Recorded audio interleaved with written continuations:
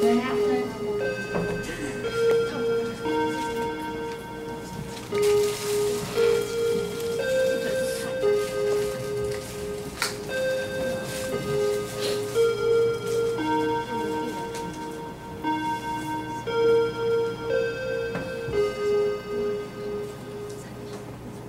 Good afternoon, everyone. We are grade 7, and I'm Janet.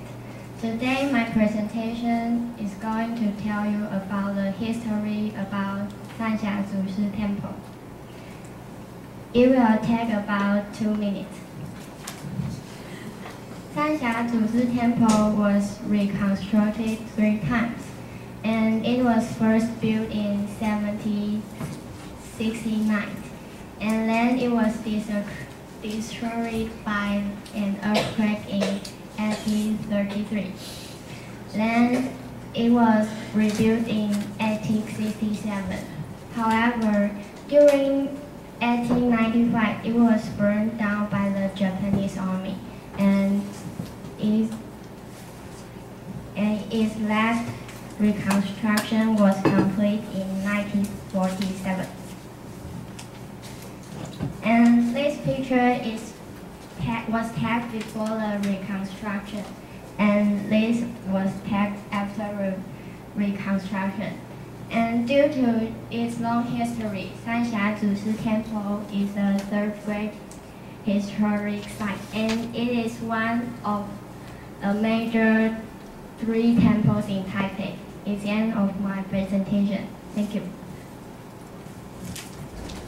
Hello, my name is Annie, and I'm going to introduce you about Li Meishu, the artist.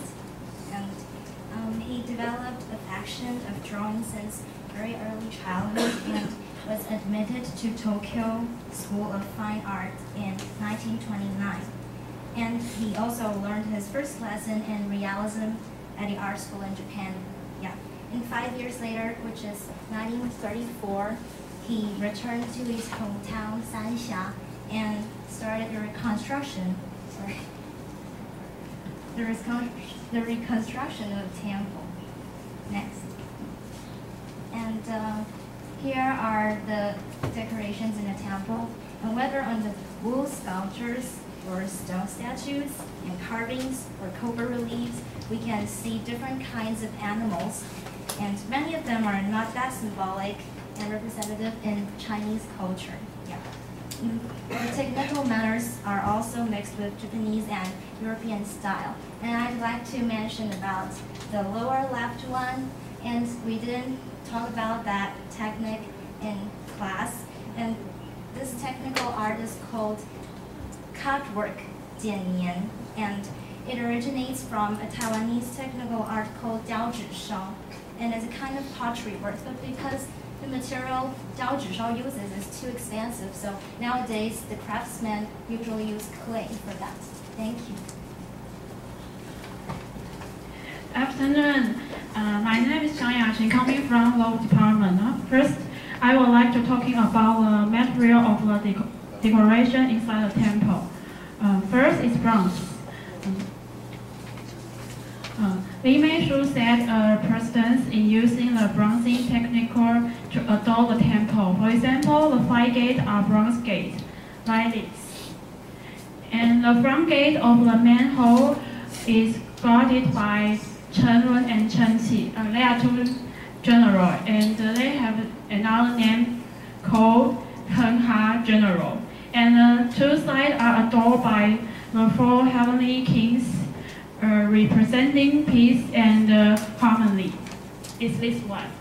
And large bronze artwork also adorn the all of the main hall. They are all designed by Li Meishu and completed jointly by teacher and student from the sculpting department at the art school under Li Meishu's leadership and guidance. Next is woods. This picture is building material. In Chinese, it's called 树材. This one is located outside the hanging ornaments. It is used to hide the joint in the structure. This point prominent structures are often carved with a picture of people.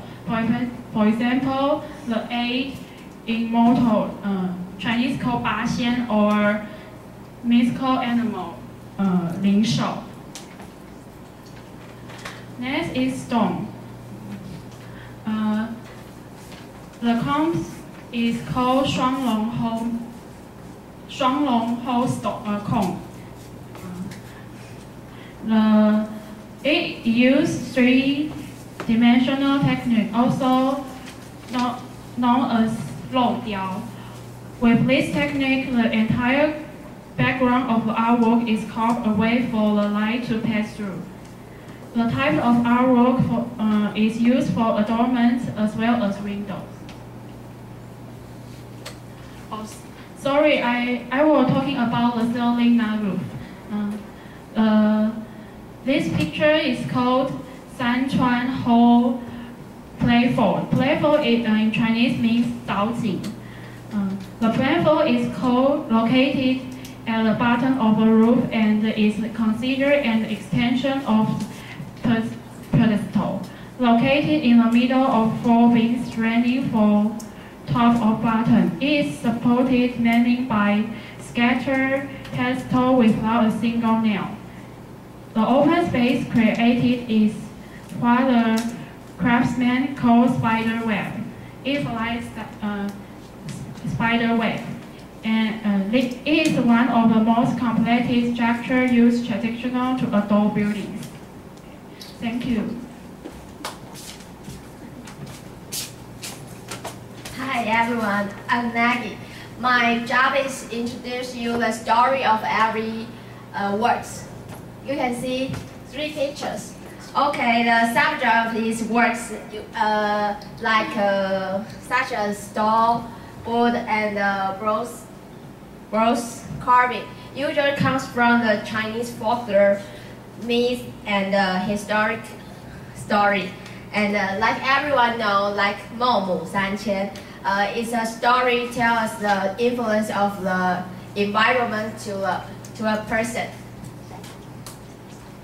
Besides, fiction of carving and sculpture are different from other traditional temples.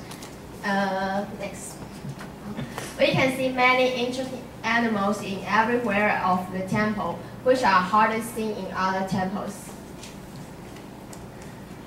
Features such as dogs, wolves, and bears, elephant, fish make the temple more funny and creative.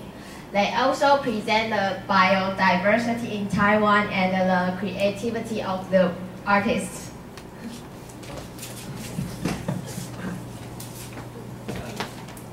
Hello everyone, and I'm Henry.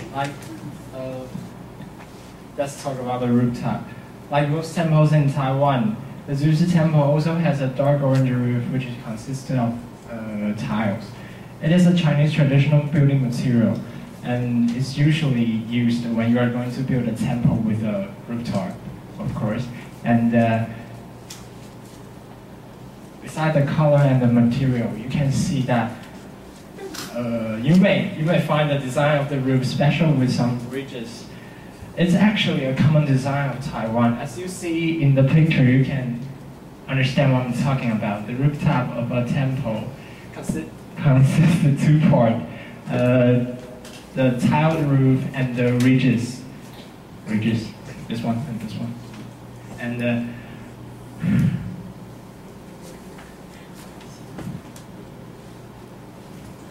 okay, the ridges usually can be divided into 2 parts. This is the main ridge and this is the vertical one. And you can see that the constructor usually put an extra layer at the original one. And this is called Xisi ridge. And they usually leave the part between the 2 layers hollow in order to avoid the collapse of the ridges when the wind blows. And where am I? Oh yeah, the topic of the ridges, the topic of the ornamentation on main ridges. This and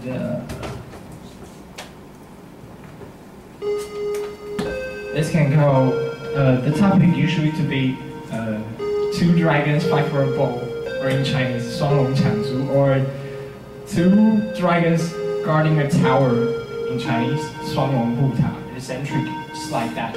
And there are also some interesting clay sculptures of marine animals just around the ridges, just to prevent fire. And next. At the end of each vertical ridge has a clay sculpture of a historical story, which is called 排头. And its original function, just like the ridge, is also to suppress the tiles. But now you can see through Master Li Meisu's hand, it's also a great artwork. So, one more minute.